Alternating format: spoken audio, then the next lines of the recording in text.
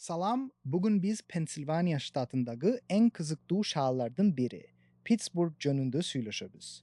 Üç çoğ daryanın Allegheny, Monongahela jana Ohio birikken yerinde jaygaşkan bu şehir, altın üç burçluk dep atalat. Pittsburgh, Amerika'nın en köp köpüresi bar şehirlerden biri. Bu yerde 400'den aşıp köpüre var.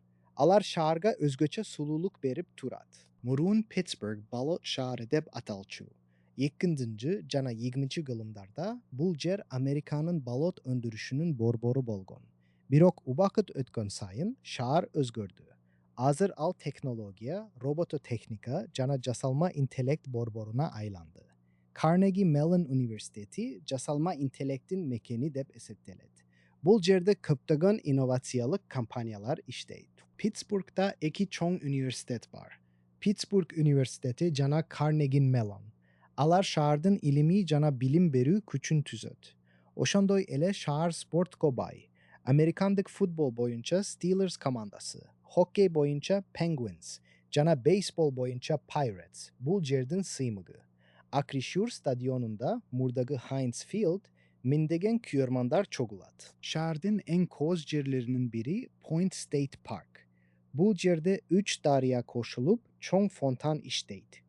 Mount Washington tolsunan şardın körünüşü ukmuştay. Eski funikülör Duques Incline menen toga çıksanız büt Pittsburgh'dun panoraması açılat. Oşondoy ele Andy Warhol Müzeyi da bu şardın madani baylığı. Pittsburgh ötköndu urmattap keleçekke kadam şiltegen şar. Körüp turganday bu cer jön ele bolot şarı emez, inovatsiya jana jaşo sapatı birikken cer. Pittsburgh şarının tarihı öte kızıktı. 219. kılımdın ayagında Andrew Carnegie bul jerde bolot zavodtorun kuruk, Amerikanı bolot menen kamsız kılgan. Şardın kalkı bir ubakta 700 minge jakındagan. Birok 19. jetişçi 19. 80. yılları bolot önörjayı tömöndöp şahar kıyınçılıkka uçuragan. Adamdar işsiz kalgan. Birok Pittsburgh bagınbay canı jol taptı. Bilim berüge, meditsinaga, jana teknologiyaga salım koşkon. Azır şahardın ekonomikası salamattık sakto, bilim berü jana ilimi izildölörgö negizdelgen. UPMC şahardın en iri iş berüçüsü.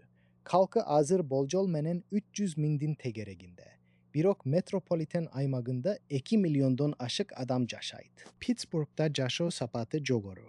Üy bası akıçanın ortaça kürsütgüçünün alda kança arzan.